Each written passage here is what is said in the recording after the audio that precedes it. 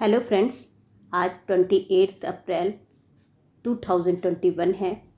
जैसा कि आपको पता है, आज मैं आपके सामने अपने चैनल के माध्यम से कुछ मैसेज देना चाह रही हूँ। यदि आप सहमत हैं तो प्लीज़ कमेंट करके अवश्य बताइएगा। प्लीज़ पूरा वीडियो देखिएगा, स्किप मत करिएगा, तभी आपको समझ में भी आएगा कि मैं क्या कहना चाह रही हूँ।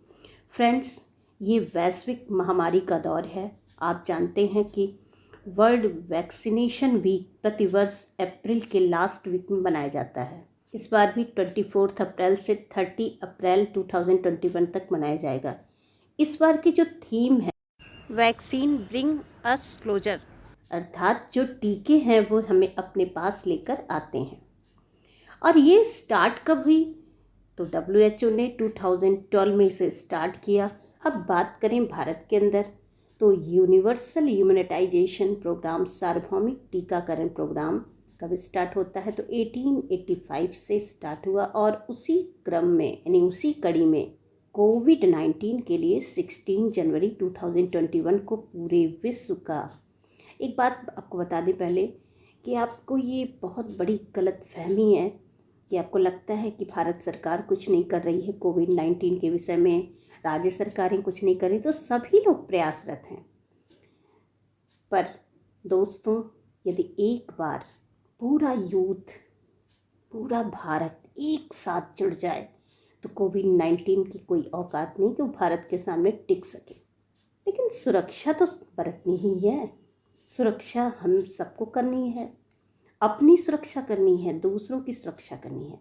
उसी दिशा में यह एक कदम है दोस्तों, ध्यान रखना। तो 26 जनवरी 2021 से कोविड-19 का टीकाकरण स्टार्ट हुआ और उसी कड़ी में 1 मई 2021 से 18 वर्ष से अधिक आयु वाले जो भी युवा हैं, यूथ हैं, उनके लिए वैक्सीनेशन स्टार्ट हो रहा है। तो ध्यान दीजिएगा, कौन सी डेट है? 1 मई 2021। इस तारीख को याद किए रहिएगा। ये बहुत ही ज़रूरी है आपके लिए, आपके परिवार के लिए। लेकिन इसका रजिस्ट्रेशन 28 अप्रैल से ही स्टार्ट हो रहा है। मीन्स आज ही रजिस्ट्रेशन करवाना है। ये मत सोचिए कि स्टार्ट हो रहा है तो करवाएंगे, नहीं, आज ही करवाना है। आज से स्टार्ट हुआ है तो आज रजिस्ट्रेशन करवा लीजिए। दोस्तों देखिए, ये आपकी साइट है, कोविन ऐप पर आप जाइए, इसे नोट कर लीजिएगा। साइट का नाम है www.cowin.gov.in। ये वो साइट है दोस्तों जहाँ पर कोविड-19 का कौन सा टीका लगवाना है, आपको कितनी सप्लाई है, कितनों को लग चुका है, कोविड-19 टीकाकरण संबंधी सारी जानकारी इस एकमात्र साइट पर उपलब्ध है जिसका नाम है कोविन। इसमें यहाँ देखिए, registration, sign in yourself आपको लिखा हुआ मिलेगा। यहाँ पर जाके आपको रजिस्ट्रेशन करना है, आज ही कर लेना है दोस्तों, वेट मत करिए। और रजिस्ट्रेशन के लिए आपको क्या क्या करना है, क्या चाहिए, वो भी नोट कर लीजिए। अगर आप 18 प्लस के हैं तो ठीक है, और 18 से कम है तो दोस्तों अपने आप आपको ये हटा देगा। तो 18 प्लस के हैं तो लॉगिन करिए। दूसरा, रजिस्ट्रेशन करना है, अपने मोबाइल नंबर से रजिस्ट्रेशन करवाना है। आधार कार्ड या ड्राइविंग लाइसेंस ये प्रूफ के रूप में उपयोग में लाना है। इसके बावजूद ध्यान दीजिएगा, उसमें ऑप्शन आएगा आपको कहाँ पर वैक्सीनेशन कराना है। आपके पास के सेंटर आएंगे ऑप्शन में, तो आप उसको सेलेक्ट करिएगा और एक बार रजिस्ट्रेशन कराने के बाद वापस मत आइएगा फ्रेंड्स, क्योंकि प्रॉब्लम तो है, ये आप भी जानते हो और हम भी जानते हैं। खुद लगवाना है और परिवारजनों को भी। जिसका भी नंबर आए उसी नंबर पर वैक्सीनेशन करा लेना है। एक मोबाइल नंबर पर 4 रजिस्ट्रेशन हो सकता है। तो ये था ऐप रजिस्ट्रेशन के लिए। और ध्यान दीजिएगा कि हमारे इंडिया में 2 टीके उपलब्ध हैं। फर्स्ट है कोविशील्ड या सक्रिय वैक्सीन और सेकंड है कोवैक्सीन या निष्क्रिय वैक्सीन। जो कोविशील्ड वैक्सीन है वो सीरम इंस्टीट्यूट के द्वारा भारत में सप्लाई की जा रही है और कोवैक्सीन जो है इसकी supply Bharat biotech company Hyderabad के द्वारा की जा रही है। अब दोनों में अंतर क्या है? तो दोनों की ही 2 डोज है। एक डोज़ लगवाने के बाद क्या दूसरी डोज़ लगवाना ज़रूरी है? तो बिल्कुल ज़रूरी है, समझ लीजिए अति आवश्यक है। पहली डोज़ जब आप लगवाओगे तो हो सकता है 3 to 4 डेज़ का फीवर हो, बट नो प्रॉब्लम, आपको घबराने की कोई ज़रूरत नहीं है। ध्यान दीजिएगा, कोविशील्ड एक एक्टिव वैक्सीन है और कोवैक्सीन इनएक्टिव।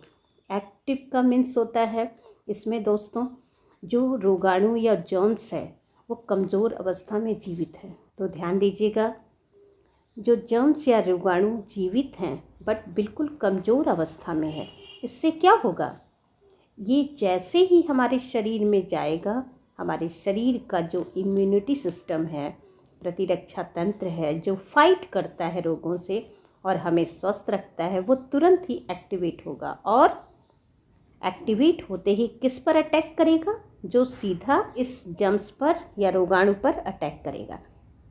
तो हमारे शरीर में एंटीबॉडी बनेगी और तभी तो हम कहते हैं कि जो कोविड-19 से ठीक हो गया वो अपना प्लाज्मा डोनेट कर दे, क्योंकि उसके शरीर में ये जो एंटीबॉडी है वो बन चुकी है। दोस्तों सुन लो, जो गलतफहमी में है, जिन्होंने पिछली बार कोविड-19 को झेला है या जिन्हें ये हुआ था, वे भी ध्यान दें, ये कभी भी गलतफहमी में ना पड़ें। ध्यान दें, 100 में केवल 10% की ही एंटीबॉडी शरीर में बची हुई है, 90 के शरीर में एंटीबॉडी नहीं बची है। तो फ्रेंड्स सुन लीजिए, हर किसी को सुरक्षा बरतने की ज़रूरत है, जिसे हो चुका है उसे भी और जिसे नहीं हुआ है उसे भी। तो वैक्सीन का उपयोग ज़रूर करना है। तो देखते हैं दूसरी वैक्सीन, कोवैक्सीन।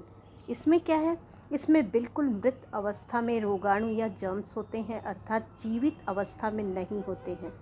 इस वाली यानी फर्स्ट वैक्सीन जो सक्रिय है या एक्टिव वैक्सीन है, इसका फ़ायदा ये हो सकता है क्योंकि इसमें जो जर्म्स हैं या रोगाणु हैं वे कमज़ोर अवस्था में होते हैं।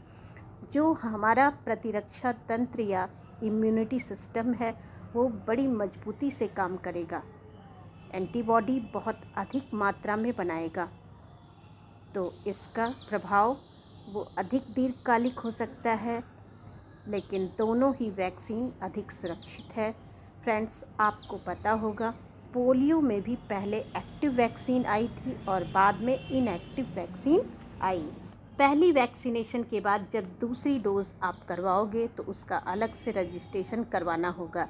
ऐसा मत सोचिएगा कि एक बार आपने रजिस्ट्रेशन करवा लिया तो फर्स्ट डोज़ के बाद सेकंड डोज़ में भी आपका वही रजिस्ट्रेशन काम दे। आपको दोनों बार रजिस्ट्रेशन अलग अलग करवाना होगा। और रजिस्ट्रेशन कहाँ होगा तो मैंने अभी आपको बताया, इसकी साइट है www.cowin.gov.in। तो ध्यान दीजिएगा, दोनों ही वैक्सीन सेफ़ है और तभी इसे अप्लाई किया जा रहा है। भ्रम में ना पड़ें और ना ही दूसरों को भ्रमित करें। तो ये हमारी आपकी दोनों की जिम्मेदारी है, प्लीज़ इसे अवश्य निभाएं।